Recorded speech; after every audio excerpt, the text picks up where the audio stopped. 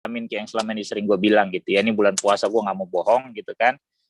Dia ada minor surgery gitu hari Jumat, jadi hari ini dia belum bisa ikutan karena masih butuh waktu buat recovery. Ya namanya usia udah 57, recovery lu akan semakin lambat karena metabolisme lu juga akan semakin lambat kan gitu. Jadi hari ini gue ditemani sama Mas Hedi yang waktu itu episodenya kata orang salah satu yang terbaik di Poros Salang. 10 SKS tentang taktik sepak bola. Itu waktu belum pandemi menyerang. Kita bisa duduk santai, ngopi, ngemil ya Mas Hedi ya. Gitu. Ya, betul. Cuma kalau sekarang ya Mas Hedi sendiri juga nggak akan keluar rumah kalau nggak perlu-perlu gitu loh. Ya solusinya kita pakai Zoom memang kan gitu. Nah, gimana kabar Mas Hed? Baik sih, baik-baik aja. Rambut makin puasa lancar ya? Puasa lancar alhamdulillah. Rambut Mas Edi makin gondrong ya kan, udah macam kayak gue ingatnya macam ini jadinya siapa? Yang main The Crow, anaknya Bruce Lee. Waduh, mana gue apa? Aduh, kok gue jadi lupa. Brandon Lee. Iya, Brandon Lee. Gitu. Ya kalau untung nggak ada pange sih. Kalau ada pange, gue dipanggil Menotti nih. Iya, lu tinggal agak ini sedikit gitu kan, taruh di belakang gitu kan, dia pernah nge-tweet tuh, udah Menotti banget lah, kurus-kurusnya ya kan, terus rambut putihnya gitu, sesuai lah udah dengan idolanya kan gitu. Aduh, Mas Ed, BTW, setahun ini aman-aman aja lah ya, mau nggak mau ya harus aman lah ya gitu. Aman. Beradaptasi kita udah dengan pandemi ini ya, gawat betul. Yang belum beradaptasi adalah tim-tim yang masih mengatakan VAR merugikan mereka, Mas Ed ya? Itu juga gimana ya? Ya itu biasa, artinya gini loh, orang kan kalau kalah gitu ya udahlah yang ngomong aja lah ya apa gitu ya. Nggak apa yang kalah misalnya kayak Liverpool, Klopp, Jurgen Klopp atau Pep Guardiola ya kalau kalah ya ngomongnya juga begitu-begitu juga, sama aja dengan tim-tim kalah lainnya. Jadi nggak ada isu sebenarnya sih. Dari kontroversi kan jalan terus gitu loh. Betul. Kayaknya dari sejak sepak bola ada selalu cari kambing hitam setiap hasil yang tidak berpihak kepada tim tersebut gitu ya. Iya, tapi bahwa VAR perlu diperbaiki, ya betul. Gitu. Bukan berarti nggak ada masalah gitu loh. Betul. Nah, menurut lu yang bikin jelek itu kualitas wasitnya memang atau memang VAR-nya sendiri yang memang orang-orang belum siap? Ini gue sih perlu baca lebih banyak ya. Tapi kalau yang dari yang sependek yang gue baca, ada miss di antara misalnya interpretasi official VAR official VAR ya. Official VAR di ruang kontrolnya. Kan ada yang kalau katanya sih yang kita lihat misalnya kalau di TV ditunjukkan bahwa adegan lambat atau potongan dari bukti VAR-nya ternyata berbeda dengan yang di dalam ruang kontrol, katakanlah begitu. Tapi tetap di lapangan keputusan akhirnya memang di wasit, karena wasit boleh wasit kalau nggak salah tuh berhak menentukan apakah dia ikut VAR atau tidak gitu. Keputusan akhirnya tetap di wasit. Iya, keputusannya tetap dia. Kan makanya kan beberapa kali juga ngelihat ada wasit yang sampai lari ke pinggir kan buat dia sendiri yang ngecek kan gitu. Iya. Dan waktu awal musim ini di Liga Inggris kan kita tahu banyak penalti itu. Iya. Banyak penalti yang sebenarnya harusnya sih tidak penalti, tapi karena oleh VAR dianggap sebagai penalti. Nah, kemudian operator IPL dalam hal ini ya Premier League kemudian mengumpulkan para manajer dan wasit dan muncul keputusan bahwa slide fall kayak gitu, entah tangan yang gimana lah atau offside yang hanya cuma sejari itu pun dianulir akhirnya. Nggak tahu nih, makanya tadi malam Arsenal malah muncul lagi bahkan itu sebenarnya nggak offside gitu ya. Iya, sama kayak dari gambar VAR ya. Kayak Charlie Wood kemarin kan yang United kan. Yang minggu lalu kan juga gitu golnya si Burnley gitu, itu kan sangat tipis gitu loh. Karena balik lagi kan gue udah beberapa kali bilang bahwa apapun yang ditunjukkan secara slow motion akan memberi efek dramatis lebih, ya kan? Ya betul. Dan potongannya itu kan udah hitungannya per per mili apa second lah gitu udah ya gitu. Maksud gue kan tipis banget gitu. Jadi gerakan lu yang pas dipotong mungkin memang ada kelihatan lewat sedikit ya udah dianggap offside. Sementara sepak bola itu kan olahraga yang spontan ya. Iya kan? Yang kayak gitu kan lu kita nggak bisa kontrol sebagai pemain gitu lah ya, Mas Edi main bola gitu kan. Jadi pada saat mungkin potongannya itu memperlihatkan memang dia seujung kuku lewat dari main belakang lawan, ya udah dianggap offside karena secara peraturan emang offside kan gitu kalau sejajar kan gitu. Tapi balik lagi itu gue pernah bilang bahwa ya efek slow motion itu justru yang menambah kontroversinya gitu loh. Karena potongannya di mana pas ya lu lewat gini aja kan pasti pada mungkin dipotong di sini jatuhnya di tengah tangannya kan gitu. Itu kan susah ya gitu. Jadi apapun itu cuma tinggal menurut Mas Edi sendiri, lu sepakat nggak dengan adanya VAR di sepak bola? Gue dari dulu sebenarnya mengatakan bahwa nggak perlu gitu, karena gini, argumen VAR ada itu kan untuk menghilangkan kontroversi. Betul, bukan menambah. Nah, nambah sih enggak juga, cuma begitu VAR ada, kontroversinya nggak hilang. Nggak hilang, ya. Tetap ada. Kan, gitu. Betul. Jadi sebenarnya gue melihat buat apa ada VAR, jadi sama aja gitu loh, sama aja. Betul. Bahkan sekarang jadinya beban wasit bertambah ya, walaupun itu call-nya berdasarkan VAR, tetap aja wasit juga yang dihujat kan gitu. Iya kan? Kalau dulu kan sesimpel ya gol tangan Tuan Maradona wasitnya, terus kartu merah Nani wasitnya, kasar yang kita hujat, gol Inggris ke Jerman yang tidak disahkan di Piala Dunia wasit gitu kan. Nah kalau sekarang lu udah dikasih alat, jadi justru kayaknya beban bertambah di wasit nih menurut gua. Iya, jadi ada momen-momen tertentu, ada satu momen yang memang pemakaian VAR menjadi mendukung. Useless.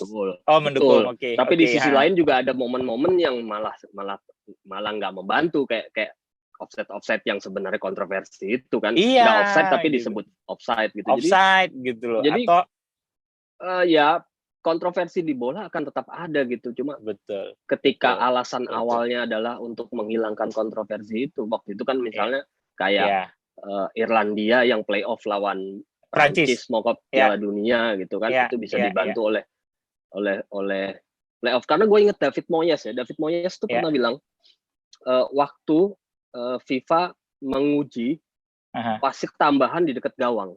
Gue inget banget Moyes pernah bilang dia waktu itu masih di Everton, Everton apa MU ya, tapi Everton kalau nggak salah, Everton. Dia bilang dia waktu itu timnya kalah. Kalah itu ketika tim dia pemain Everton ditendang di pantatnya, ditendang di kotak penalti dan tidak penalti. Sementara kemudian di tayangan ulang. Bukan di kesempatan berikutnya musuhnya dapat penalti karena hal serupa. Nyaris mirip gitu. Artinya menurut Moyes wasit tambahan 2 wasit itu pun percuma karena ada wasit yang melihat. Padahal ada hakim di kotak penalti di samping gawang yang melihat satu pelanggaran, tapi hakim satunya lagi justru nggak lihat gitu. Betul. Jadi itu loh maksud gue, kalau lu mau menghilangkan kontroversi, terus ternyata nggak hilang, ya sama aja dong berarti kan. Sama aja. Nah ini sih between VAR sama goal line teknologi mana yang menurut Mas Edi? Gue kayak lebih menurut gue lebih berguna ini gitu loh. Gue sih lebih setuju goal line teknologi. Ya, sama lah udah selesai. Karena suka itu lebih jelas. Benar-benar hitam putih ya. Iya kan, kalau peraturan di sepak bola kan gol itu bola lewat garis penuh. Ya kan? 100% ya lewat garis 100%. Penuh. Lu nyentuh 1 senti aja nggak gol. Nggak gol. Cuma kan masalahnya kalau dalam situasi yang sangat cepat kan mata nggak bisa nangkep. Nah itu butuh. Betul, nggak bisa ngikutin kayak tadi gue bilang kan. Iya, gue juga lebih sepakat itu. Goal line teknologi menurut gue yang lebih perlu. Ya kasus terakhir yang Portugal kan, yang kemarin pra Piala Dunia kan. Nah itu juga kan kayak tadi gue bilang tuh, potongannya kan ada potongan yang dibilang bola itu nggak lewat garis, karena kan sangat cepat. Tergantung lu mau ngekatnya kasarnya di mana ini foto kan gitu. Iya kan? Iya, Sementara iya. ada foto yang menggambarkan bola udah lewat full. Ya orang ke debat Iya. sampai kuda mungkin bisa bawa pesawat kali gitu loh ya. Iya, Kalau iya, kayak iya. gitu nggak kelar-kelar gitu loh. Karena kan itu satu rangkaian gambar gitu loh. Yang lu mau potong di mana itu yang lu keluarin gitu. Gitu. Gue paling setuju emang goal line teknologi sih dari dulu gitu dibandingin VAR gitu. Karena itu yang sangat-sangat apa ya menurut gue sangat vital lah gitu. Gol yang tidak disahkan sementara itu udah harusnya gol ya itu sangat menyakitkan menurut gue dibandingin offside atau mungkin yang lu harusnya dapat penalti karena kalaupun misalnya lu dapat penalti kan masih ada kemungkinan tidak gol. Iya kan? Gitu loh. Sementara kalau yang namanya bola udah lewat garis gawang kan ya emang udah rulesnya itu udah gol gitu. Itu akan sangat benar-benar itu yang namanya benar-benar dirampok menurut gua gitu loh. Ya.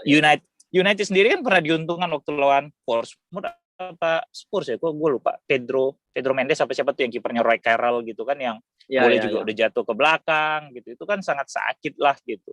Tuh menurut gua. Nah, kemudian kontroversinya VAR ini hampir apa ya? Sama lah kontroversialnya dengan ESL terakhir nih Mas Ed. Gimana? Enggak, beda lah. Dimensinya beda lah, dimensinya beda ya gitu. Nah, tapi kalau di ESL ini, European Super League ini, gue perlu disclaimer bahwa gue belum sampai pada gue setuju atau tidak ya. Karena gue begitu isu itu muncul, gue langsung menganalisis bahwa ini sebenarnya juga bukan isu baru sih. Lu udah pernah nulis kan? Udah gue tulis satu, terus jangan lupa ada big picture. Proposal big picture yang dari Liga Inggris itu sama persis itu isinya. Betul. Memang mau dapat kue yang lebih banyak dan nggak ada yang salah sih. Lu mau cari duit lebih banyak nggak ada yang salah, cuma kan dengan cara yang mestinya cara juga. Seperti apa? Iya gitu. Betul. Itu Mas Edi nulis kapan tuh Mas yang itu waktu itu bukan Europa Super League kan malahan kan? Ya European Super League, isu yang lagi rame begitu di Twitter lagi rame. Twitter lagi rame dari pagi, langsung gua tulis aja lah gitu. Ya disclaimer-nya emang lu belum menentukan posisi lu setuju apa enggak gitu ya. Tapi menurut lu caranya benar nggak sih kalau mereka bikin seperti itu? Enggak sih. Banyak lah ya pendapat di luar gitu yang kontra gitu ya. Analisisnya bahwa ESL itu berangkat dari asumsi yang salah gitu. Florentino Perez misalnya ngomong bahwa orang sekarang nonton bola udah mulai bosen, orang mau yang baru nonton bola gitu. Loh, dasarnya dari mana? Makanya itu datanya dari mana gitu. Data misal kita pakai data Twitter ya. Data Twitter itu video cuplikan gol itu sampai sekarang masih nomor 1 durasi terbanyak ditonton orang di Twitter. Iya. Cuplikan gol. Cuma cuplikan gol doang. Iya, itu membuktikan bahwa sepak bola masih ditonton orang. Ya, masih jadi gula-gula. Ya lumayan cuplikan gol itu kan mungkin udah umurnya seminggu, ada yang 2 minggu, ada yang 10 hari, 3 hari, 4. Tapi orang masih mau lihat kan. Itu kan berarti masih ada interest di situ gitu. Iya, data Twitter itu video di Twitter yang paling banyak ditonton, durasi paling panjangnya adalah cuplikan gol. Atau dari sepak bola, katakanlah gitu. Terus somehow Perez bisa bilang orang kurang tertarik nonton sepak bola. Terus dia bilang sepak bola 90 menit terlalu lama. Nah itu kan itu udah emang, gue rasa nih orang mabuk pandemi, gue rasa masih. Ya. Tapi memang ESL ini adalah pergulatan geopolitik di sepak bola ya. Geopolitik dalam tanda kutip di sepak bola gitu. Jadi dimensinya kemana-mana ya, terutama memang soal uang gitu. Iya, karena gue pernah bilang, ini gue mengibaratkan sebenarnya lu keluar dari mulut macan masuk ke mulut buaya. Ya bisa begitu kan? Juga. Karena lu kalau misal lu ikut ESL gitu kan, mungkin secara kasat mata enak nih duitnya banyak segala macam bla, tapi kan sistemnya juga nggak benar gitu loh. Lu bukan menyelamatkan diri lu dari ya orang bilang kan karena UEFA korup, FIFA korup segala macam, nggak transparan bla bla bla bla bla bla gitu kan. Makanya kan mau cabut gitu ya. Kalau gue mengibaratkannya itu sih Mas sebenarnya. Ini kayak lu cabut dari mulut buaya ke mulut sungai. Cuma memang gue sepakat bahwa caranya salah. What are they did are wrong lah gitu loh. Karena statement mereka kan itu close league gitu ya Mas ya. Close league. Terus kan sempat kok Florentino Perez juga sempat bilang bahwa ini bisa berjalan beriringan dengan liga domestik. Benar kan? Kalau nggak salah dia sempat bilang begitu ya. Iya, gitu loh. Nah, terus pada saat mereka bilang mau bikin Super League, kan banyak yang bilang, "Wah, itu iya dong, mendingan ikut itu aja kan, pemain bukan kayak sapi perah segala macam." Lah, gimana cara liganya lebih banyak timnya terus masih main di liga domestik segala macam gitu kan? Ya lebih jadi sapi perah dong, karena jumlah pertandingan kan lebih banyak yang mereka mainkan. Benar nggak? Iya, iya. Gitu loh. Jadi gini, ISL itu Super League ini berangkat dengan alas-alasan yang semuanya nggak masuk gitu. Iya, itu dia. Misalnya itu kan. gini, misalnya Andrea Agnelli bilang bahwa klub terancam punah kalau nggak ada suntikan modal gitu ya. Iya. Ya itu bukan cuma Juventus kali yang begitu. Semua. Dan semua klub dong. Iya. Gitu kan? Yang kehilangan duit kan bukan cuma Barcelona. Bukan cuma Madrid. Iya, bukan cuma Manchester United, bukan cuma Chelsea gitu loh. Iya. Semua klub. Jadi premis itu salah, gagal gitu. Kemudian ada premis misalnya mengatakan bahwa UEFA brengsek gitu ya, FIFA brengsek. Iya. Sebrengsek-brengseknya mereka gitu ya. Sebrengsek-brengseknya mereka tetap menjalankan teknis aturan bola yang benar gitu. Yang benar, betul. Uni Eropa itu udah lama mengatakan bahwa kompetisi sepak bola di Eropa itu adalah yang paling ideal. Paling ideal, betul. Dengan sistem meritokrasi ya. Iya. Kemudian hierarki gitu ya. Itu kan budaya industri sepak bolanya gitu loh. Betul. Misalnya kita lihat Leicester City ya tahun 2002 dinyatakan bangkrut.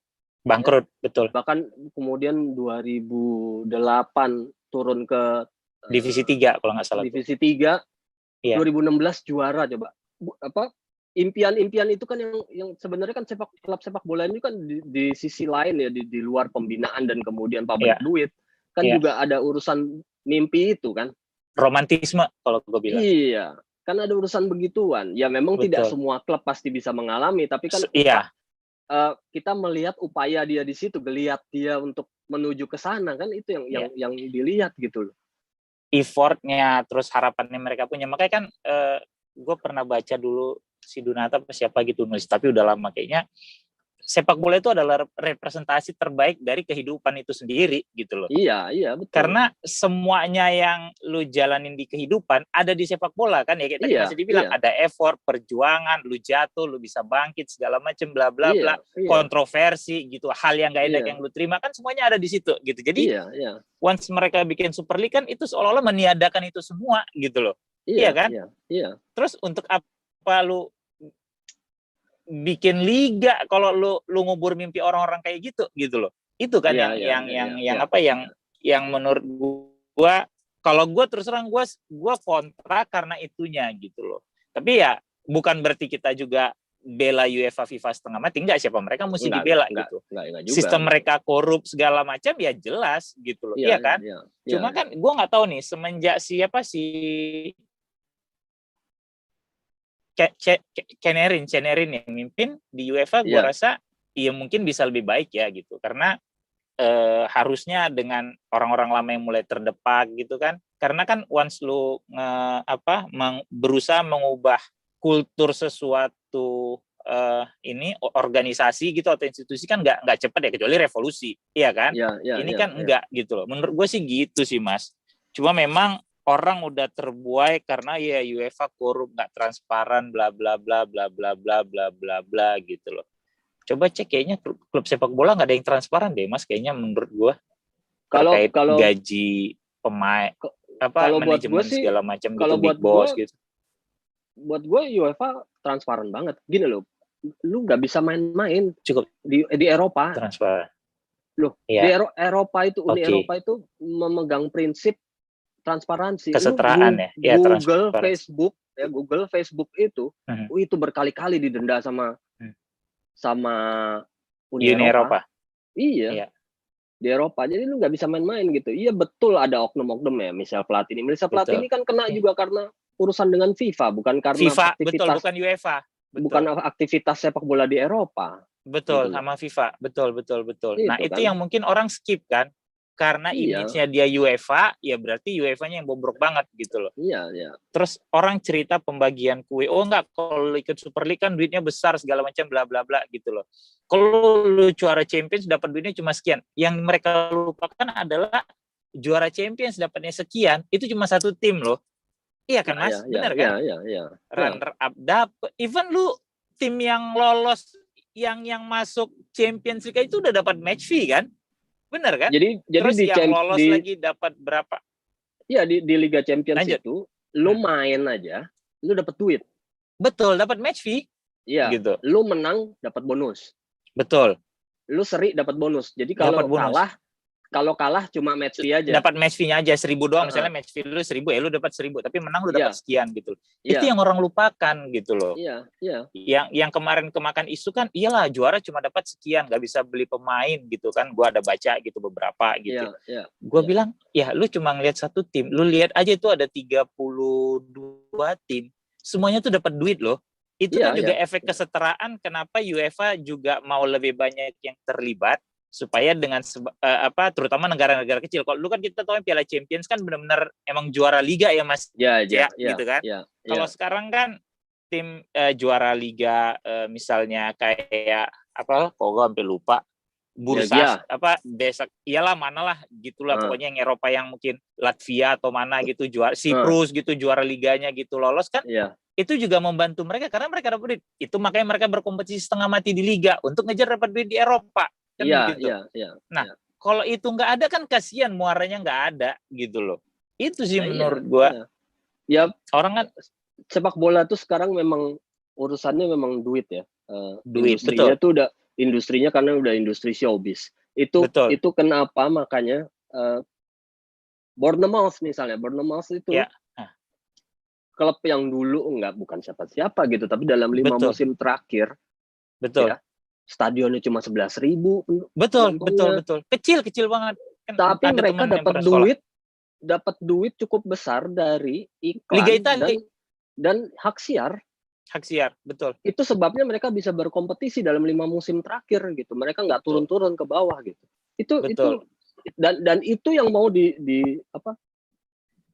Katakanlah bukan dihilangkan ya, tapi mau diabaikan oleh ide-ide seperti Super League kayak gini kan. Iya, itu dia gitu loh, menghilangkan sense of competition ya menurut gua gitu loh. Ya lo udah terbuka, udah open, terus mau close kayak model MLS nggak bisa lah gitu. Betul, nggak bisa gitu. Di Eropa nggak bisa. Di Amerika bisa bikin begitu kan karena memang tim di Amerika doang mereka bikin. Iya, itu kan? Makanya bukan ada tim dari Meksiko. Orang-orang yang kontra itu memang menyalahkan juga kayak keluarga Glazer, kemudian ada John Henry di Liverpool. Jadi Kroenke juga. Jadi memang konsep-konsep kapitalisme ini yang coba di eksplorasi sama mereka gitu.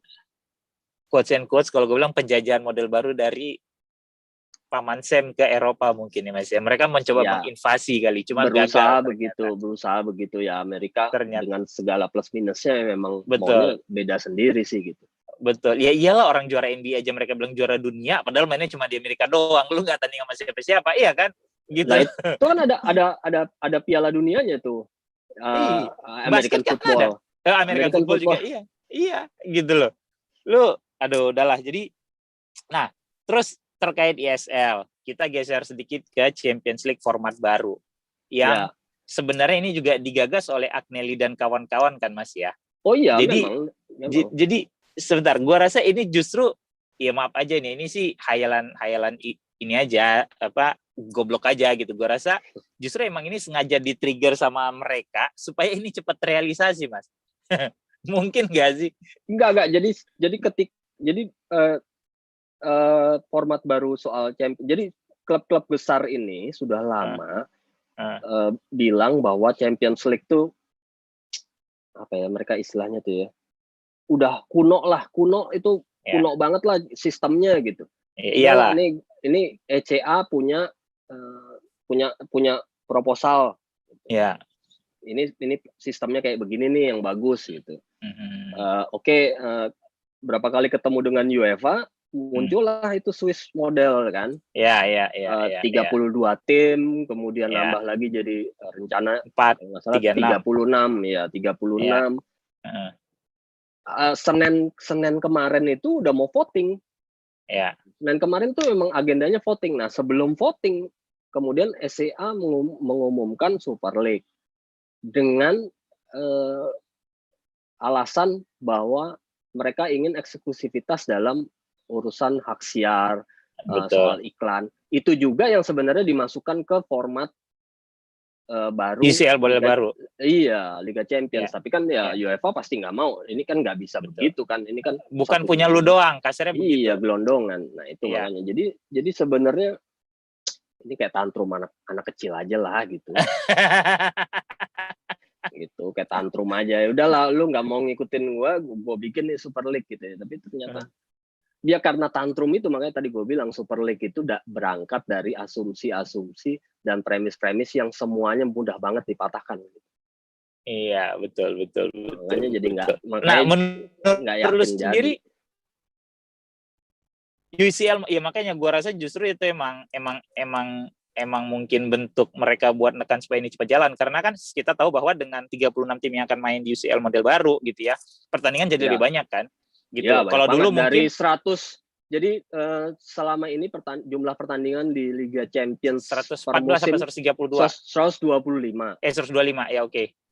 Nanti jadi 155 gitu. Ya gitu. Kalau gue ngitungnya gini aja, kalau dulu kesannya kayak United lah Champions League gitu ya, tersingkir lu cuma main 6 kali kan, gitu. Sekarang nggak tersingkir pun lu main untuk nggak tersingkir bisa 10 kali minimal, jadi nambah. Cuma kan balik lagi dengan sepak bola yang sangat-sangat bisnis sekarang, dengan bertambahnya jumlah pertandingan, bertambah juga duit yang lu terima. Iya, betul. Memang itu tujuannya. Iya kan? Hal yang tadinya diteriakin orang, tuh kasihan doang pemain, bla bla bla bla bla bla bla bla bla gitu loh. Tapi ntar tanpa duit, kalau tim lu nggak beli pemain, lu marah-marah. Iya kan? Sebenarnya kan juga gimana lu memanage keuangan klub lu sendiri sebenarnya menurut gua. Dan emang kompleks kan, ini kan lu menguraikannya susah. Semakin pemain bagus, harganya gila-gilaan, padahal mungkin nggak akan segitu gitu loh. Ada juga mainan agent yang enaknya ngehargain pemain, ya kayak Haaland aja sekarang dihargain 180 juta. Menurut gue itu nggak make sense, Mas, gitu loh. Iya kan? 180 juta untuk seorang Haaland gitu loh. Ya pro kontra sih tetap gitu. Iya, cuma itu tadi kan maksud gue, dengan kalau lu memaksa untuk membeli dia dengan harapan supaya lu bisa dapet juara gitu kan, yang lu korbanin kan pasti banyak, lu akan jebol celengan lu, kasarnya kan begitu. But when it comes hasilnya itu tidak sesuai dengan yang lu ekspektasiin, ya udah kelar lu jadinya, beban gaji segala macem bla bla bla gitu. Jadi menurut gua memang justru kalau mau emang bikin salary cap atau mungkin batas tinggi transfer kali, Mas. Karena mau apapun juga sepak bola menurut gua udah jadi perbudakan kan sekarang. Lebih modern, lebih ke komoditas sih sekarang tuh, sepak bola udah menjadi komoditas showbiz gitu. Itu ininya, kandangnya tuh di situ gitu. Udah jadi komoditas showbiz, jadi semuanya diperlakukan seperti komoditas. Tapi juga bukan berarti nilai-nilai dasarnya hilang gitu, enggak juga gitu. Nilai dasarnya nggak hilang gitu. Sportsmanship-nya, kompetisi segala macam itu nggak hilang. Kulturnya nggak hilang gitu loh, tetap nggak hilang. Itu kan mix match-nya kan di situ tuh.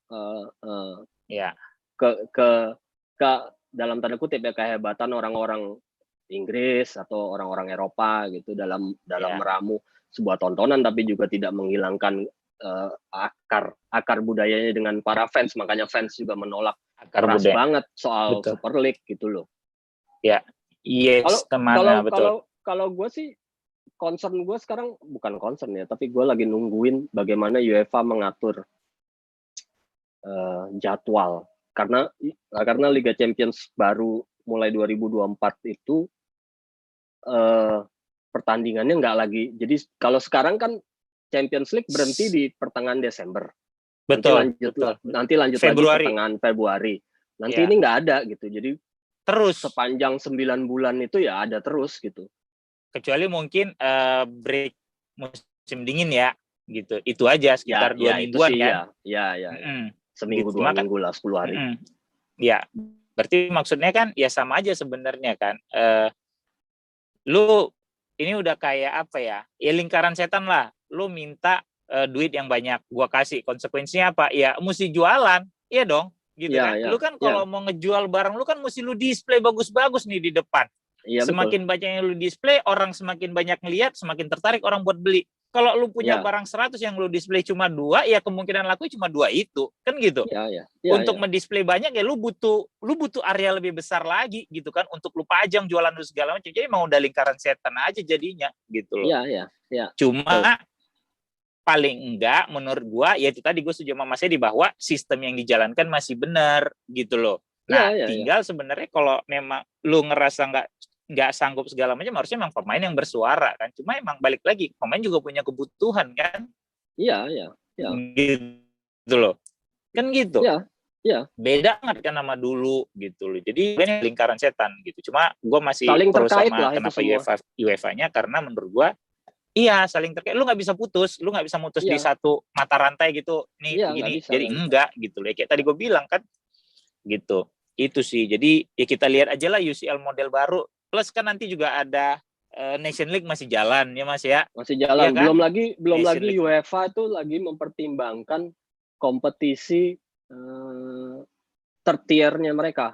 Jadi ada Liga Champions, ada Liga Eropa dan ada satu lagi tapi belum ketahuan sih apa bentuknya. Balik ke zaman dulu kalau menurut gua Mas, yang Winners Cup, UEFA Cup sama Piala Champions. Kan dulu juga sih gitu. 3, ya kan? Iya. 4 malahan kalau lu mau ngitung Intertoto-nya. Iya kan? Iya, gitu loh. Cuma kan yang winner sama UEFA dilebur sekarang. Intertoto mereka hilangin gitu loh. Sedikit berkurang nih beban pertandingan. Kayak kalau dulu Fulham pada saat juara kan main dari Intertoto segala macam sampai masuk ke Europa League-nya apa UEFA, gue lupa tuh sampai jadian gitu. Itu kan banyak banget gitu. Tapi kan emang dapat duitnya banyak gitu loh. Iya. Itu sih menurut gua. Jadi gua coba nangkep yang maksud Mas Edi adalah lu tidak bisa menghilangkan kultur terus sejarah sepak bola itu sendiri dengan cara yang salah gitu ya. Biarkan sepak bola itu berjalan dengan alaminya gitu kan menurut gua ya kan. Dengan analisis yang benar gitu, dengan analisis yang tepat gitu, nggak bisa dengan asumsi data-data yang entah dari mana lu dapat gitu kan gitu. Iya bisa gitu. Ngarang dia bilang lah gitu. Anak muda usia 16 sampai sekian sekarang kurang tertarik nonton bola. Emang mereka nonton apa sih gitu? Gue juga heran gitu. Lu bisa ngeluarin statement kayak gini dari seorang Florentino Perez gitu ya. Itu gue udah wah, apa sih ini orang pikirin gitu. Gawat. Tapi mungkin berangkat karena utang mereka lagi banyak juga kali, Mas. Butuh duit cepet kan? Iya, iyalah semua juga butuh duit lah, gitu. Iya. Enggak, maksud gue kan utang. Iya, Real Madrid bikin stadion, memugar stadion. Iya. Barcelona utangnya 700 juta euro jatuh tempo tahun ini. Betul. Tapi kan itu juga kesalahan mereka sendiri lah. Gitu. Ya itu tadi kan, beli pemain jor-joran gitu ya. Iya. Sistem gaji beli pemain mahal nggak berhasil, malah flop, ya kan? Nah, malah flop gitu loh. Gajinya juga udah gede gitu kan. Balik lagi tinggal kalkulasi hitung-hitungan bisnis lu kan sebenarnya gitu loh. Iya. Gitu. Hitung-hitungan bisnis itu seperti apa gitu. Jadi itu tadi gue sempat ngobrol di Poros Salang bahwa ya pemicunya karena mereka punya hutang plus pandemi. Karena di pandemi ini baru mereka sangat merasakan bahwa tanpa fans di stadion pemasukan sangat jauh berkurang. Iya kan? Tapi juga dalam masa seperti sekarang ya, dalam masa sepak bola adalah konten showbiz, uang dari stadion mungkin nggak seberapa. Jadi kalah dengan uang hak siar. Betul, dan pasti. Bournemouth tadi contohnya siar, itu. Bournemouth tadi jadi contoh. Cuma maksud gua kan mungkin mereka berasa sedikit lah gitu, ada pemasukan yang berkurang gitu kan. Iya pasti kalau mungkin Real Madrid dan Barcelona dengan kapasitas stadion yang besar, yang 100.000, hampir selalu full gitu kan. Itu Iya, kan pasti itu lu banget. kali aja 38 pertandingan, 19 pertandingan home gitu kan. Iya, Kalau iya, away kan juga mereka dapat jatah gitu. Maksud gua, iya, ya itu tadi pandemi, terus mungkin mereka pikir ya gitu aja, gue bilang di Porsche sebelumnya, it could happen mungkin next 50 years gitu. Gua kan kehilangan duit lagi gitu kan. iya, Kalau iya, iya, ada kejadian seperti ini, jadi ya udah deh. Yang disasarkan sekarang emang fans layar kaca, yang mana jumlahnya jauh lebih banyak penontonnya daripada di stadion, itu udah jelas gitu kan. iya, iya, Nah, Super League itu kan jualannya kan ke situ gitu loh. Cuma itu tadi iya, mereka lupa iya, bahwa resistensi dari fans yang benar-benar ada di sekitar mereka sangat kuat gitu loh. Itu yang mungkin iya, mereka iya. lupa gitu. Itu sih menurut gua. Nah, terkait weekend ini Mas. Ya. Leeds salah satu contoh menurut gua yang tim yang tadinya salah kelola sempat ya, yang sempat sangat ya superior banget sih enggak, cuma maksud gua cukup bagus waktu itu di IPL segala macam bla bla bla sampai kemudian terjun bebas. Itu kan juga menurut gua salah kelola, gimana dia punya pemain-pemain yang mahal, gaji, iya kan? Gitu loh, salah. sempat jadi semifinal Piala Liga Champion yang harusnya mendatangkan duit banyak gitu kan. Boom, salah belanja. Turun. Salah belanja. Nah, boom, turun bla bla bla. Butuh waktu sampai akhirnya mereka bisa naik lagi. Nah, ini kan relate jadinya sama yang tadi ISL sama yang kayak tadi Mas Edi bilang, gimana lu mengelola sebuah klub, bahwa itu lu belanja pemain mahal, ternyata flop. Kayak tadi gue bilang kan, Haaland 180 misalnya, kalau dia nggak bisa jadi bawa klubnya juara, udah gajinya gede, kan udah dihitung flop, udah berapa, ruginya kan banyak jatuhnya gitu. Banyak banget ya, banyak banget. Leeds ini kan begitu ya Mas ya? Iya. 16 tahun kan mereka, makanya 16 tahun di bawah gitu. Di bawah, sempat ke divisi 2 kalau gue nggak salah ya? Iya, sempat. Benar kan? Benar. Gitu loh. Sempat. Nah, jadi terus perubahan pemilik baru bisa, ya intinya ya itu besar pasak daripada tiang sih. Intinya sebenarnya semua sama kok. Semua sama. Gitu. Nggak di sepak bola, nggak di hidup lu sendiri gitu ya. Bahwa kalau emang lu besar pasak daripada tiang, ya lu kelar gitu loh.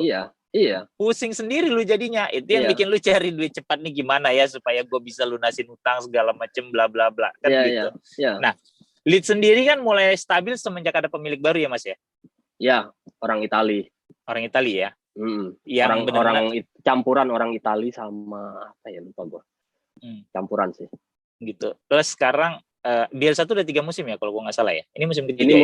Ini musim ketiganya ya. Ini musim ketiga ya. Nah, menurut lu sendiri, kan kalau dulu kita ngobrol dia masih di Championship, nggak jadi naik tuh di pertandingan terakhir mereka 2-3 pertandingan terakhir yang mereka kalah karena sportivitas menurut gue ya. Habis bensin tapi kan itu kan ada kejadian yang mereka nolak penalti atau apa kalau gue nggak salah tuh yang siapa gitu ya kan, itu kan juga salah satu gitu ya. Nah, Leeds ini habis bensin, gue masih ingat juga waktu itu kan lu sempat ngomong di episode yang kita masih di itu tahun lalu, Bielsa tuh kalau ngasih latihan fisik luar biasa, gila-gilaan. Ya kan? Sakit jiwa sih kalau gue nyebutnya sakit betul jiwa. kan gitu loh. Sakit jiwa. Nah, gue jadi ingat kan kayak dulu yang waktu itu gue juga bilang ya, kayak waktu Polosin ngasuh timnas Indonesia yang dapat masih games itu kan juga pemain sampai muntah-muntah tuh, Toyo Hartono, Sudirman bla bla bla gitu kan. Nah, konsekuensi dari latihannya itu kan dia kepengen supaya timnya bisa bermain Spartan 90 menit. Ya kan? Sesuai dengan filosofinya Bielsa gitu. Dan gue ngelihat penampilan Leeds musim ini pada saat mereka main 2-3 pertandingan awal gitu ya, benar berasa banget. Lawan Liverpool mereka cuma kalah 4-3. Liverpool kewalahan tuh. Pemainnya ini kayaknya nggak ada yang berhenti lari, pemain Leeds. Gitu kan? Nah, masuk ke sini, kan sempat ada di papan atas nih mereka, Mas. Sempat di urutan 4 kalau gue nggak salah, apa 5 gitu, gue lupa lah gitu. Iya kan? Terus sekarang ada di 10 gitu ya. Menurut lu apa yang bikin mereka jadi tidak bisa konsisten di papan atas? Iya. Apa yang bikin mereka tidak bisa konsisten di papan atas? Kalau gini, kalau posisi dia sekarang 10 itu udah gua tweet waktu awal-awal bahwa Leeds paling akan berakhir di posisi 9, 10, 11. Itu udah pastilah. Karena memang skuadnya hanya cukup untuk itu gitu. Dan jangan lupa juga bahwa Bielsa ini sekarang ternyata tinkering.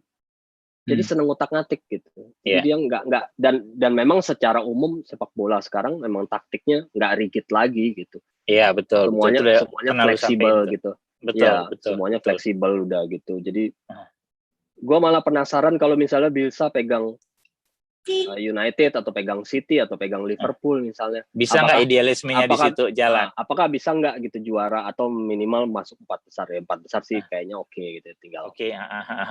apakah juara atau tidak gitu. Tapi buat gue sih nonton Leeds tuh capek kok sekarang. Lu nontonnya aja capek gitu, orang lari terus gitu loh.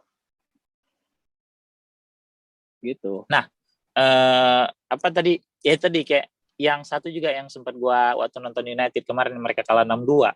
Dia Iya, udah iya. ketinggalan segitu aja masih mau nyerang. Bahkan di Iya, awal babak kedua, kalau masih diingat dia mainin 2 pemain kidal loh, Mas. Gua nggak iya, ngerti nih iya, emang otaknya tuh, gila, lu iya. mainin pemain kidal tuh untuk apa gitu. Tapi kejadian kan, gol keduanya itu kan pemain kidal yang cetak gol. Iya, iya. Iya Iya. kan? Lo Ini yang mesti tahu filosofi Bielsa gitu. Gerardo Martino, ya ya, Gerardo Martino, Tata Martino. Tata Martino Ya, itu pernah jadi pemainnya Bielsa di Argentina. ya. Waktu dia datang pertama kali ke klub, gue lupa Newell's Old Boys kalau nggak salah. Ini Old Boys. Bielsa cuma bilang satu, lu harus berlari. Bielsa tuh ngomongnya begitu, Anda harus berlari. Gitu. Dan kedua, Bielsa itu sekarang di Leeds yang di EPL ini musim ini itu Raum Duiternya kencang banget gitu. Raum Duiter Ya, tuh yang Thomas Muller. ya, betul, betul. Space interpreter. Jadi dia nggak Space masalah tuh interpret. lu mau pakai dia pemain kidal, lu mau pakai pemain apa? Pemain kaki kanan nggak ada masalah gitu. Karena yang paling penting lu bisa menginterpretasi ruang gitu. Dan di Leeds itu ada 6 sampai 7 pemain yang punya kemampuan Raum Duiter. Gitu. Yang Leeds sekarang ya. Yang di IPL sekarang. Ya. Itu yang ya kalau sekarang United ya menurut gua Van de Beek agak sedikit mendekatilah gitu kan. Karena kan Ya bisa. dia tidak perlu banyak pegang bola, tapi yang diperhitungkan adalah pergerakannya, kemana dia lari segala macam bla bla bla kan gitu. Ya, gitu ya, loh. ya. Nah, menurut lu kalau yang di Leeds siapa itu Mas yang begitu? Rapinya. Yang paling jago ya. Raum Duiternya sementara ini adalah Stuart siapa? Stuart lupa gue. Siapa yang sering nyetak gol tuh? Jack Harrison, Trayson Dallas. Bukan. Stuart. Oh iya. Gue lupa nama belakangnya. Apa? Douglas ya? Iya, itulah. Iya, dia itulah. Itu. Stuart Dallas. Stuart Dallas, backnya. Ya. Itu malah dia sekarang nggak bermain di back loh. Stuart Dallas itu karena yang di back kiri sekarang Alioski kan aslinya Stuart Dallas adalah back kiri. Itu membuktikan bahwa satu Bielsa bisa mengangkat bisa mengeksplor kemampuan pemainnya. Kedua, pemainnya juga punya kemampuan Raum Duiter itu. Gitu. Nah, menurut lu kan sebenarnya dari sisi prestasi urutan 10 itu bukanlah satu hal yang mungkin bagi sebagian pemilik klub itu tidak bagus. Ya kan? Betul. Urutan 10. Nah, Bielsa dengan idealismenya dia kalau gue boleh bilang dengan kondisi saat ini seberapa lama dia bisa dipercaya sama owner untuk tetap megang Leeds? Kalau sekarang Leeds ini peringkat 10 nanti terakhir misalnya di akhir musim, dia akan tetap bertahan kok karena tahun pertama ini adalah pasti targetnya adalah bertahan tidak turun. Survive dulu di IPL. Itu tim-tim yang katakanlah tim-tim yang baru promosi pasti begitulah. Ya. Itu kan. Karena investasi pemainnya juga kita lihat berapa banyak sih. Paling dia beli betul. Diego Llorente yang punya value cukup tinggi kan ya Diego Llorente di back gitu. Ya. gitu loh. Tapi juga apa ya, gue jadi ingat Stuart Dallas itu kan juga yang tadi gue bilang dia mainin babak kedua pas lawan United tuh. Iya. Dia kan dia nggak main, dia gantiin Liam Cooper kalau gue nggak salah ingat. Iya. Masuk itu yang dibilang kan pemain kidal yang dia mainin 2 di babak kedua ya, seharusnya gol itu dari Stuart Dallas, sampai dia mainnya di gelandang sekarang gitu. Iya, sekarang dia malah di gelandang kanan. Gelandang kanan, betul. Pemain kidal loh, inverted benar kan. Itu kan kesenangannya Bielsa adalah gitu, inverted kan. Gitu. Nah, menurut lu Leeds sekarang titik lemah mereka apa, Mas? Konsistensi. Bukan barisan pertahanan atau kiper? Enggak, konsistensi. Konsistensi ya. Konsistensi, mereka bisa bagus lawan misalnya mereka ngalahin Liverpool, nahan seri Liverpool yang kedua 1-1, kemudian ngalahin City. Betul. Dengan 10 pemain. Betul. Tapi bisa kalah lawan tim yang di bawah itu gitu. Jadi konsistensi kayak Manchester United awal-awal musim ini gitu, atau musim lalu gitu. Betul, sebelum ada Bruno. Kayak gitu. Nah, ya karena memang satu ya ini Bielsa tuh kan perdebatan ya, orang bertanya gitu, Bielsa ini pelatih bagus atau jelek sih gitu. Iya kan? Iya. Tergantung lo mau mengartikan bagus dan jelek itu dari sisi apa gitu. Betul. Kalau dari sisi prestasi Bielsa nggak pernah juara di Eropa gitu. Betul. Jadi kalau dari sisi prestasi dia bukan pelatih bagus, tapi dia pelatih bagus sebagai dia kan filsuf. Dan jangan salah, dia di Leeds, dia menciptakan dua formasi baru. Gua agak lupa ya, 3-3-1-3 atau 4-2-4. Bukan. Bukan ya. Dia kan basicnya 4-1-4-1. Ya. Kemudian dia pakai 2-1-6-1. Ya, 2-1-6-1, betul. Atau 3-1-3-3, itu yang dia bikin, 2-1-6-1 dan 3-1-3-3. Gitu. Nah, dengan 2-1-6-1 dan 3-1-3-3, ya nggak heran ya tim lu kebobolan banyak. Ya iyalah. Bener kan? Iya. Terus pokoknya yang dilihat Bielsa, pemain lu harus lari. Nggak peduli. Makanya waktu lawan City, dia teriak di pinggir lapangan, bol, pemainnya disuruh ambil bola, dan itu nggak berapa lama kemudian gol. Iya, itu yang gol kedua ya? Gol kedua. Serangan balik kan itu. Dia teriak. Dia cuma itu. Dan dia bikin sistem triangle pass, tapi dengan cara yang sangat beda. Triangle pass-nya itu menggunakan apa ya? Vertikal. Kalau nonton videonya sih kayak asik gitu, tapi membayangkan ini gimana sih ya gitu. Kalau ada shape titik-titik 3 pemain gitu, itu membayangkan gerakannya gimana gitu. Kalau Pep kan apa yang bujur sangkar ya kalau nggak salah ya, ukuran berapa gitu kan yang dibagi sama dia. Kalau Pep ya Pep kan periodisasi atau ruang dan Pep juga salah satu muridnya Bielsa ya. Murid dalam tanda kutip, dia terinspirasi ya. Kalau yang murid benar kan Pochettino sama Simeone. Ya, Diego Simeone gitu loh. Ya. Nah, menurut lo akan seperti apa nih Mas besok Leeds lawan United? Solskjaer kan pelatih yang sudah mengalahkan siapa ya? Seniornya. Ya. Atau pelatih-pelatih yang misalnya Pep aja udah kalah 4 kali sama Solskjaer. Klopp 2 kali, Mourinho 2 kali, Tuchel 2 kali, Bielsa udah 2 kali kalah samanya. Gue sih Solskjaer ini agak sulit untuk dibaca karena dia juga sama seperti Bielsa yang prinsip taktiknya tuh nggak rigid. Ya. Gitu. Ya betul. Solskjaer itu kan defensif ya. Mindset taktiknya adalah defensif karena dia akan mukul lawan dengan serangan balik menggunakan sisi kiri paling banyak. United itu menyerang lewat sisi kiri paling banyak di IPL musim ini, kecuali Palace. Cuma kalah 1% dari Palace. Ya. Gue lupa angkanya 44%. United kalau nggak salah Palace 45. Jadi kalau lawan United, bagian kanan lawan itu paling sering digempur. Nilainya paling besar, 30%. Ya. Gitu. Jadi itu.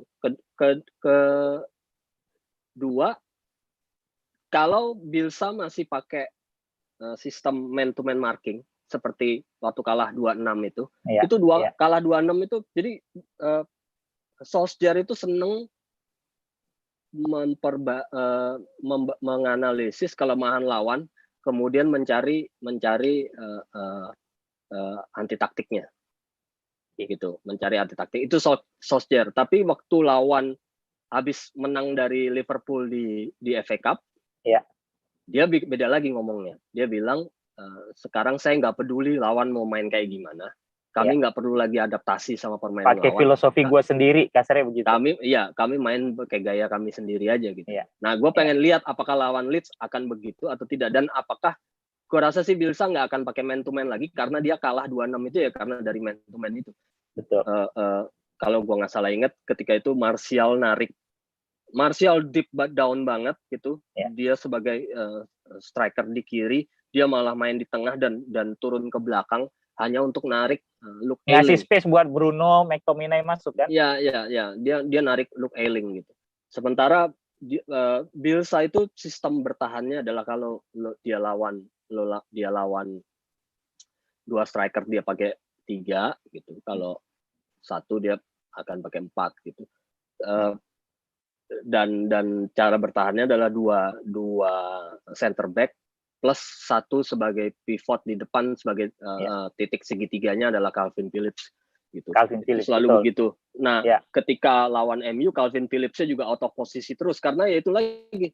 Jadi man to man marking. Jadi man to man marking kelemahannya juga besar ya dengan masa sekarang ya dengan sistem zona seperti sekarang susah juga gitu, dan Bielsa dengan gagah berani memainkan man to man marking sih buat gue salut lah gue gitu. Tapi bunuh diri sebenarnya itu benar. Iya. Karena kan once lu main pakai man to man, satu pemain kan pasti ditugasin untuk ngejagain satu lawan, iya kan? Iya. Kalau itu ada yang ditarik akan tercipta ruang kosong kan. Nah, itu yang dimanfaatkan sama gelandang-gelandang rata-rata. Dan emang benar kayak masih dibilang kan, ya kayak McTominay bikin 2 gol itu kan salah satu bukti bahwa gelandang yang bisa naik gitu loh. Iya. Iya kan? Iya. Gitu. Dia punya ruang buat nembak gitu. Iya. Gitu. Jadi satu lagi sebenarnya juga Solskjaer ini juga mirip Bielsa dalam hal vertikal. Jadi Solskjaer mainnya vertikal banget, gitu. Sama. Direct. Bukan vertikal, aliran bolanya selalu vertikal gitu. Walaupun dia belakangan pakai switch play sih. Belakangan dia pakai switch play gitu. Nah, gue pengen tahu apakah kali ini bisa. Gue rasa sih Leeds mungkin nggak menang ya. Gue rasa Leeds nggak menang, tapi kalau kalah belum tahu, tergantung Bielsa mau pakai strategi yang mana dan Solskjaer juga pakai gaya apa gitu. Dan Solskjaer ini ya gue bukan belain karena dia pelatih United, termasuk pinter, dia bisa memancing lawan untuk menyerang dia loh. Loh iya, memang dia makanya tadi gue bilang dia itu mindsetnya adalah defensif, tapi bukan yang parkir bis. Dia defensif itu yang dalam konotasi pragmatis seperti Mourinho zaman kejayaannya. Dia menyerap semua tekanan, dan Solskjaer paling suka lawan yang filosofinya adalah mendominasi possession. Iya. Itu paling suka. Makanya semua pelatih yang dikalahin sama dia, ball possession lebih di atas United. Iya, selalu yang permainan khasnya adalah menguasai bola gitu. Yang tidak dikalahin kan cuma Arteta, dan Arteta juga sama seperti Solskjaer udah pernah ngalahin pelatih-pelatih yang lebih senior gitu, lebih top gitu kasarnya. Iya. Karena ya itu kan yang jadi kriptonitnya si United gitu loh. Lu setiap ngelawan tim yang justru bertahan, main low block segala macam, lu yang kewalahan. Iya kan? Karena memang filosofinya adalah gue nyerap tenaga lawan, gue bikin, abis itu gue kasih counter attack gitu loh. Karena gue punya pemain cepat, kayak tadi masih disinggung. Sisi kiri United itu sangat dominan. Ya, karena di situ show yang lagi bagus-bagusnya musim ini. Rashford dia taruh di situ juga, gitu kan. Musim lalu kan yang ditaruh di situ Martial, Rashford yang jadi striker. Betul. Musim ini kan dia udah lebih mengenal nih timnya. Gue taruh Rashford deh, yang lebih lebih cepat, mungkin dribbling lebih bagus gitu ya. Dan sekarang belakangan dia taruh Pogba jadi gelandang kiri, dia perbantukan di situ. Ada 3 pemain dengan kualitas yang bukan abal-abal gitu kan, ngegempur. Rata-rata tim kan cuma punya 2, bek kanan sama gelandang kanan. Overload sama 3 kan mereka kewalahan, Mas. Iya kan? Nah itu juga kenapa pas kemarin gue jadi ingat kenapa biasa mainin pemain kidal, karena ditaruhnya di kanan ya buat ngebendung salah satunya ya keunggulan United di sisi kiri kan gitu loh. Iya. Itu sih menurut gue. Gitu. Jadi kalau menurut Mas Edi, Leeds berat nih menang. Kalau lihat data histori ya Solskjaer lebih unggul kan, apalagi ini main di kandang Leeds. Ya. United musim ini kan ahli banget kayaknya di laga away gitu loh. Ya. Gitu loh kan. Doyan banget. Juara away dia malah. Ya, juara away dia malahan. Gitu. Jadi bolanya sebenarnya bukan lagi di United, jadi tergantung Leeds-nya kayak gimana. Leeds akan main seperti apa? Gitu. Tapi gue rasa nggak main to main lagi lah. Oke. Mungkin dia akan main seperti di lawan City ya. Lawan City kemarin? Iya. Gue rasa mungkin akan main seperti City. Oke. Berarti kalau masih diprediksi imbang ya. Leeds nggak akan menang lah. Imbang itu udah bonus kali mungkin gitu ya. Iya. Imbang menang pasti kejutan berarti. Menang kejutan gitu ya. Problemnya memang pertahanannya MU juga nggak kuat-kuat banget kan. Musim ini salah satu yang terbagus tapi.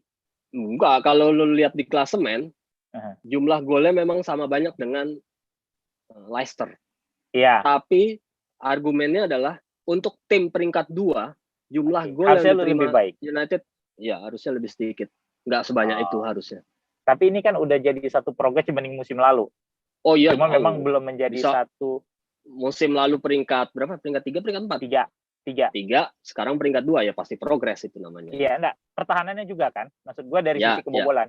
Gitu. Ya. Cuma memang ekspektasi orang akan United kan memang selalu tinggi gitu loh. Apalagi lu punya back yang paling mahal segala macam. Nah, itu juga yang menjadi satu sorotan sehingga ini kalau menurut gue, walaupun kayak tadi masih dibilang kan, harusnya peringkat kedua jumlah kebobolan lu bisa lebih sedikit dari itu gitu. Iya kan? Iya. Ya karena kan itu tadi kan ekspektasi lu akan United sama tim peringkat. Tapi kan kalau lu ngelihat gimana tim ini sempat habis-habisan, kebobolannya tinggi segala macam bla bla bla, ya memang nggak butuh waktu sebentar juga untuk mengubahnya gitu. Apalagi dengan pemain-pemain yang lu punya gitu loh. Yang mungkin baru musim ini kalau gue bilang Maguire sama Lindelof itu 85% lah klop gitu loh.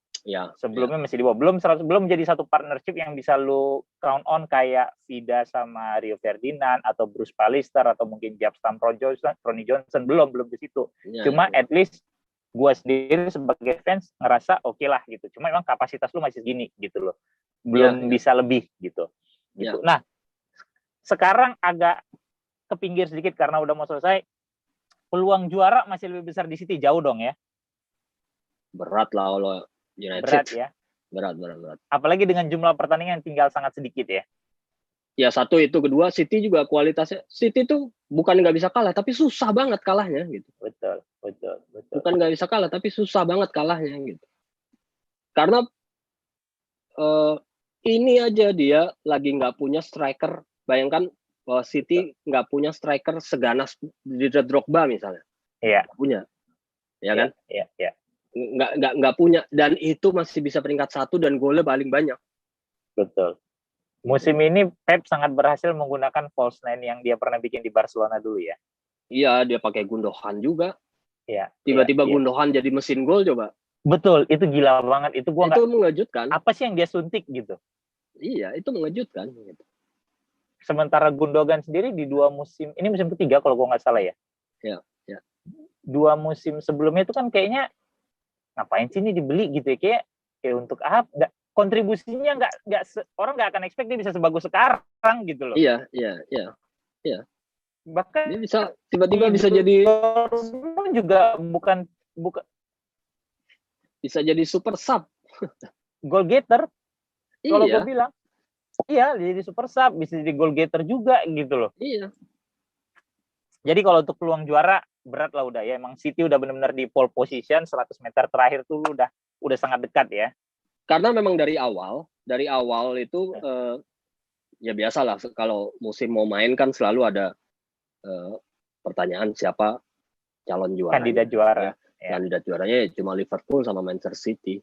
Iya, United tidak pernah dihitung. Nggak pernah ada disebut sih. Betul. Bahkan Chelsea di atas United. Iya, ya. Chelsea sih udah pasti enggak. Chelsea udah pasti enggak. Iya. Gitu. Iya, enggak. Waktu di awal musim kan Chelsea bahkan di atas United kan untuk apa? Oh iya, iya. Peluang juara kan gitu loh. Iya, iya. Ya. Tapi gitu. Ya enggak lah. Chelsea baru mungkin musim depan ya. Mungkin musim depan. Pemainnya muda-muda itu sama musim seperti depan, United. Ya. Sama seperti United, muda-muda. Dan Tuchel juga bukan pelatih jelek ya? Wah, bukan lah. Tuchel itu pendekatan yang paling bagus dari Tuchel adalah sebagai pelatih baru masuk ya. Pelatih yang baru masuk itu pasti harusnya memang seperti Tuchel itu, dia memperbaiki pertahanan dulu. Kalau lu nggak gampang dijebol, jadi enak itu untuk nyerang gitu. Jadi yang dibuat Tuchel kan sekarang enak. Gitu. Iya. Betul. Jarang kebobolan kan timnya. Gitu. Walaupun kemarin sekali kebobolan langsung 5 gol sih. Iya. Atau yang lawan Soton tuh 2-1 pas 1 gue lupa deh. Itu kan juga begitu tuh. Gitu. Itu sih. Jadi menurut gua cukup mencerahkan juga buat yang masih penasaran terkait ESL dan Champions League musim depan.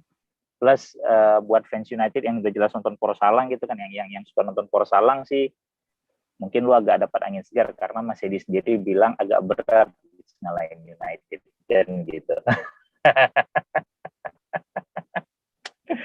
Itu kuncinya lagi-lagi ya konsistensi, itu problemnya sama tuh Leeds dan Manchester United, konsistensinya. Ya, betul. Gitu. Itu aja. Betul. Jadi gue sepakat. Jadi agak sulit untuk membaca perjalanan dua klub ini di musim ini karena ya itu mereka nggak punya konsistensi. Gitu. Betul. Ya kayak United, lu bisa menang lawan City, tapi di kandang lu bisa kalah sama Sheffield United gitu ya. Lu bisa ditansiri sama Everton di sisa injury time gitu itu kan. Ya iya. Yang begitu-begitu ya memang harus dihilangkan gitu loh. Dan gue nggak tahu ya sebagus apapun pelatih yang kayak gitu mungkin udah di luar kuasanya dia sih Mas ya. Ya itu memang balik lagi ke pemain ya. Ya lu biasa main bola lah, kalau lagi enak main ya enak aja gitu main. Lu tendang kemana aja kok emang lagi enak pasti ke gawang. Pasti ke gawang. Itu problemnya kan. Gitu loh. Tapi kalau lagi suek lu mau udah ngeker setengah mati, lu udah pakai power, entah kemana-mana bolanya gitu. Itu emang udah faktor X yang emang udah nggak bisa lu hilang apa ya? Nggak bisa dihitung. Nggak bisa lu hitung gitu, bener gitu. Iya, nggak bisa dihitung. Cuma kan tetap aja at the end of the game yang akan disalahin pelatihnya duluan kan. Iya pastilah gitu. Lu gimana ngelatih sementara kan gitu. Dibandingin pemain gaji pelatih lebih kecil biasa. Iya. Iyalah. Walaupun gitu. Gajinya Bielsa lebih besar daripada Solskjaer. Iya, gede loh gajinya di Leeds. Iya kan? Iya, gede. Gajinya lebih gede. Gajinya lebih gede. Dia termasuk satu pelatih dengan gaji paling besar loh di PL. Iya, dan satu lagi, kan? Kenapa Bielsa harusnya disebut sebagai pelatih hebat? Loh, dia nggak bisa bahasa Inggris. Katakanlah bahasa Inggris untuk berkomunikasi dengan pemainnya. Lu nggak bisa bahasa Inggris, bisa nganter timnya, bisa promosi itu. Buat gue sih nggak semua pelatih bisa begitulah. Itu baru benar-benar football is universal language, Mas. Betul. Itu pembenaran itu salah satunya itu. Gitu. Lu nggak bisa bahasa Inggris, tapi ya lu bisa bawa tim lu promosi. Atau kasarnya kayak Gareth Bale. Waktu di Madrid tidak bisa bahasa Spanyol, tapi juga di zaman bagus-bagusnya dia, lu nggak bisa menepikan kontribusi dia terhadap juara Champions yang Madrid dapat. Iya, betul. Tanpa dia bisa bahasa Spanyol. Iya kan? Iya. Gitu. Oke, Mas Edi, thank you very much. Sama-sama, thank you juga. Lagi. Semoga pandemi segera segera apa ya, segera bisa diatasi lah ya, segera bisa hilang. Jadi kita bisa duduk yang lebih enak lagi kayak kemarin, sambil ngemil, sambil ngopi, sambil ngobrol lebih luas lagi sama Mas Edi. Iya. Gitu. Siap. Have a good weekend Mas Edi. Ya, sama-sama. Terima kasih sekali lagi. Semoga MU menang. Jadi buat yang nonton Poros Salang, kenapa sekali ini gue ngajak Mas Edi ya? Karena waktu take Poros Salang sebelumnya dia pakai baju Leeds. Ya dia pakai baju Leeds, itu baru namanya banter. Dia tahu datang ke Poros Salang, fans United, ngomongin United, dia datang ke Twin House waktu itu pakai jersey Leeds. Lu itu baru banter yang kayak gitu, keren. Lu kalau mau bikin banter kayak gitu ya. Nah, pas kemarin gue bilang itu mungkin terinspirasi kafe-kafe zaman tahun 80-an 90-an di Inggris, di London kali. Iya. Lu datang ke tempat orang pakai jersey lawannya kan? Iya. Yang orang-orang di kafe itu lagi pada nobar gitu. Betul. Tes nyali kalau kata orang Medan, Mas. Iya. Gitu. Kalau gue sih nggak berani. Gitu. Kalau gue sih nggak berani lah. Si konyol namanya, bukan apa-apa, bukan soal berani. Inggris pula gitu ya. Iya. Gitu. Ini kan karena Poros Salang ini gue pakai nih gitu. Gitu banter gitu. Dan pada saat kemarin gue bilang masih dia mau isi Poros Salang lagi nggak? Ngomongin apa? Leeds sama ini deh. Ya sedikit ESL gue bilang. Terus kenapa Leeds? Gue bilang karena gue mengasosiasikan lu sebagai fansnya Leeds. Dia bilang nggak akan gue fans biasa. Iya gue tahu. Gue bilang. Kalau kemarin gue pakai baju Valencia, lu akan ngecap gue sebagai fans Valencia. Itulah Mas Edi gitu ya. Lu baca-baca deh banyak tulisan yang bagus. Kenyang lu, bener gue bilang. Mas Edi sekali lagi terima kasih. Thank you juga, thank you. Ya. Have a good weekend everybody. Doain Patrick